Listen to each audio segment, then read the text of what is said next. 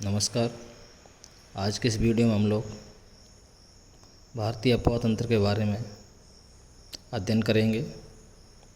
भारतीय अफवाह तंत्र को प्रमुख रूप से दो भागों में विभाजित किया जाता है, जिसमें से एक है हिमालयी अफवाह तंत्र, दूसरा प्रायद्वीपीय अफवाह तंत्र।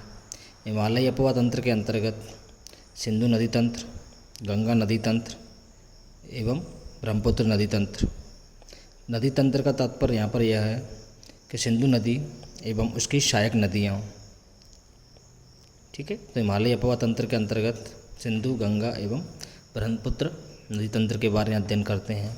उसके बाद प्रायद्वीपीय अफवाह तंत्र के अंतर्गत प्रमुख रूप से महानदी, गोदावरी, कृष्णा, कावेरी, नर्मदा, ताप्ती, पेन्नार इत्यादि नदियों एवं इनकी सहायक नदियों का अध्ययन करते हैं।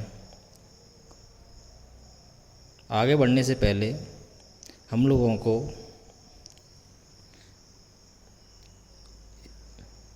इन तीन शब्दों के बारे में जान लेना बहुत ज़रूरी है कि अफवाह का मतलब क्या होता है।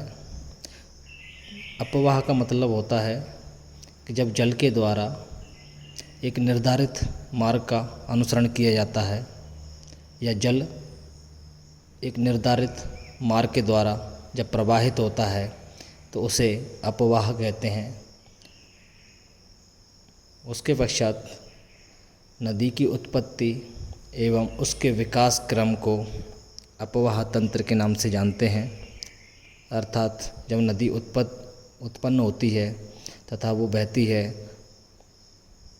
और किसी सागर, महासागर में जाकर जब गिरती है तो उस संपूर्ण क्षेत्र को, उस नदी का अफवाह तंत्र कहते हैं।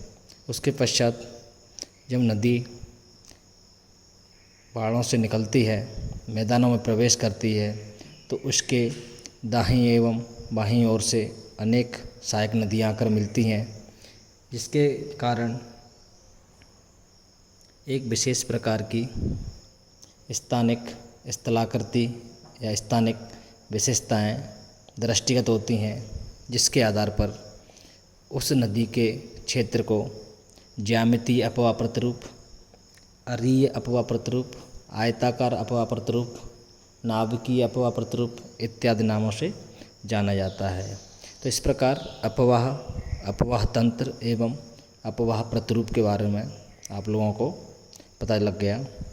उसके बाद हम बात करते हैं आज के इस वीडियो में सिंधु नदी तंत्र के बारे में। सिंधु नदी तंत्र के अंतर्गत सिंधु नदी एवं उसकी अन्य सहायक नदियों के बारे में, जिसमें झेलम, चिनाब, रावी, व्यास एवं सतलज नदियां हैं, उनके बारे में हम सिंधु नदी तंत्र के अंतर्गत विस्तार पूर्वक अध्ययन करेंगे। सिंधु नदी विश्व की बड़ी नदियों में से एक नदी है, जिसकी कुल लंबाई लगभग 3100 किलोमीटर के आसपास है। सिंधु नदी का उद्गम स्थल तिब्बत में मानसरोवर के निकट एक झील से होता है, जहाँ से यह नदी उत्पन्न होकर पश्चिम की ओर बहती है और दमचौक नामक स्थान पर भारत में प्रवेश करती है। उसके बाद यह नदी बुंजी नामक स्थान पर भारत में लगभग 5000 मीटर गहरी गार्ज का निर्माण करती है, अर्थात खाई का निर्माण करती है।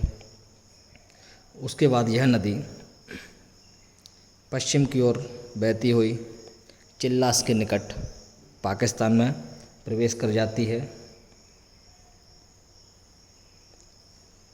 जहाँ इसके दाईं ओर से इसकी एक सहायक नदी है काबुल, वो आकर इसमें मिलती है। सिंधु की सहायक नदियों की बात की जाए तो सिंधु की सहायक नदियों में झेलम, चिनाब, रावी, ब्यास एवं सतलज है, जिनका अब हम क्रमबद्ध रूप से इस वीडियो में अध्ययन करेंगे। सबसे पहले हम लोग झेलम नदी के बारे में अध्ययन करते हैं। झेलम नदी सिंधु की एक सहायक नदी है जो जम्मू कश्मीर में कश्मीर के दक्षिणी भाग में स्थित बैरीनाग नामक स्थान पर शेषनाग झील से निकलती है तथा उत्तर की ओर बहती हुई वुलर झील से प्रवाहित होती हुई भारत एवं पाकिस्तान की अंतर्राष्ट्रीय सीमा बनाती हुई पाकिस्तान में जाकर चेनाब नदी में मिल जाती है। ठीक है, इस नदी की कुल लंबाई लगभग 785 किलोमीटर के आसपास है। उसके बाद हम बात करते हैं, या ये कहें, एक बात और यहाँ पर यह ध्यान रखना आप लोग कि झेलम नदी सिंधु नदी में सीधे ना मिलकर पहले चेनाब नदी मिलती है। उसके बाद चेनाब नदी झेलम नदी के जल को ले जाकर सतलज नदी में मिलाती है। उसके बाद सतलज नदी इन सभी नदियों के जल को सिंधु नदी में मिलाती है। इसके बारे में मैं आप लोगों को इसके लास्ट में बताऊंगा कि कौन सी नदी किसकी सहायक है उसके बाद। ठीक है, तो इस प्रकार हम कह सकते हैं कि झेलम नदी चेनाब की भी एक सहायक नदी है। उसके बाद हम बात करते हैं चेनाब नदी के बारे में। चेनाब नदी हिमाचल प्रदेश में चंद्र एवं भागा नामक दो सरताओं से मिलकर बनी हैं। यह दोनों नदियाँ हिमाचल प्रदेश में हिमालय की हिम आवृत नदी घाट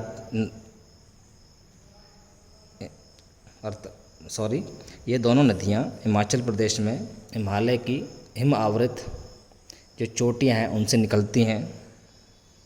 इस नदी की कुल लंबाई 960 किलोमीटर है, अर्थात चेनाब नदी सिंधु नदी की सबसे बड़ी सहायक नदी है।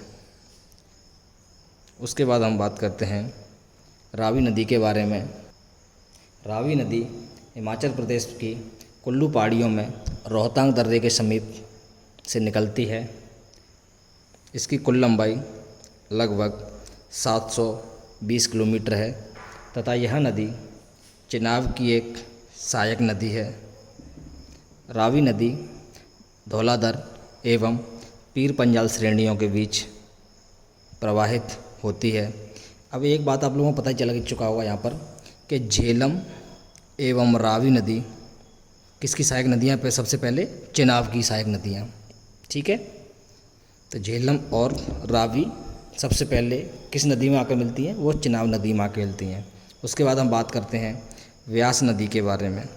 व्यास नदी हिमाचल प्रदेश में रोहतांग दर्रे के निकट व्यास कुंड नामक झील से निकलती है तथा यह नदी पंजाब में हरीके बैराज नामक स्थान पर सतलज नदी में मिल जाती है, जहाँ से भारत ही नहीं विश्व की सबसे लंबी नहर इंदिरा गांधी निकलती है।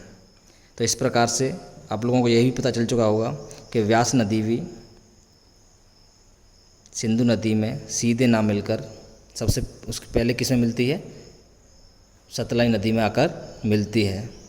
उसके बाद हम बात करते हैं सतलज नदी के बारे में। सतलज नदी तिब्बत में मानसरोवर झील के निकट राक्सताल नामक स्थान से, ये कहें कि राक्सताल झील से निकलती है, जो भारत में हिमाचल प्रदेश में सिपकीला दर्रे से होकर प्रवेश करती है तथा पाकिस्तान में जाकर सिंधु नदी में मिल जाती है। सिंधु नदी एवं सतलज नदी दोनों ही पूर्ववर्ती नदियां हैं। पूर्ववर्ती का तात्पर्य यह होता है कि यह नदियां अपने उत्पत्ति काल से ही एक ही मार्ग का अनुसरण कर रही हैं।